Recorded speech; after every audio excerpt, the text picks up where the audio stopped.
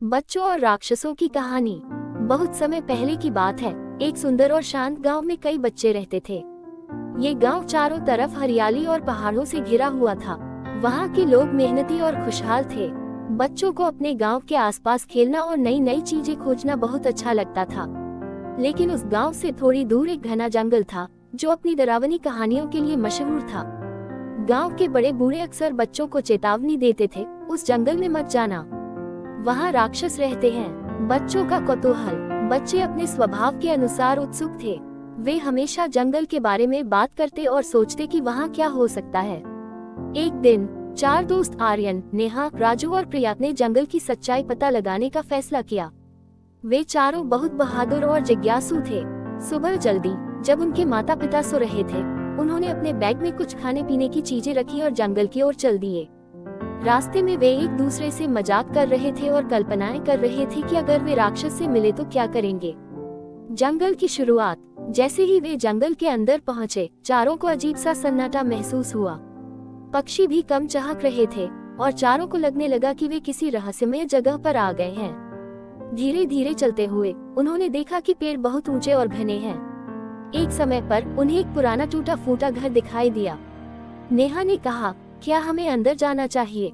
आर्यन ने जवाब दिया, हमें बहादुर बनना चाहिए, ये सिर्फ एक पुराना घर है। चारों ने धीरे धीरे घर का दरवाजा खोला और अंदर चले गए। वहाँ उन्हें एक अजीब सी गंध आई।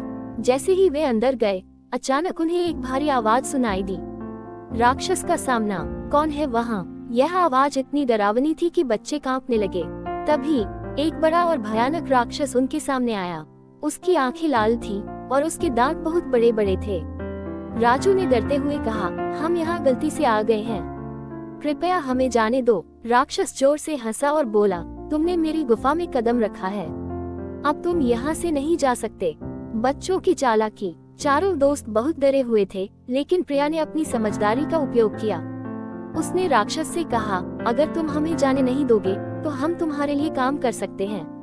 राक्षस ने सोचा और कहा, ठीक है, अगर तुम मेरा एक काम पूरा कर सको तो मैं तुम्हें छोड़ दूंगा, लेकिन अगर तुमने असफलता पाई तो तुम मेरे भोजन बनोगे।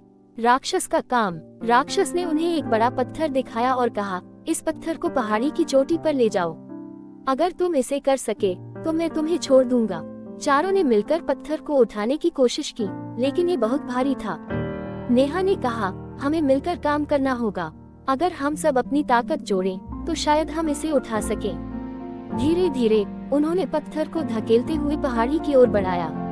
रास्ता बहुत कठिन था, लेकिन उनकी दोस्ती और टीम वर्क ने उन्हें आगे बढ़ाया।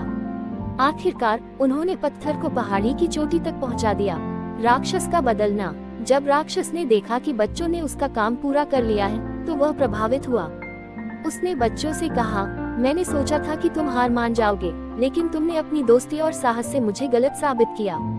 राक्षस ने उन्हें छोड़ दिया और कहा, अब तुम जा सकते हो, लेकिन तुमने मुझे ये सिखाया कि ताकत से ज्यादा महत्वपूर्ण एकता और समझदारी है।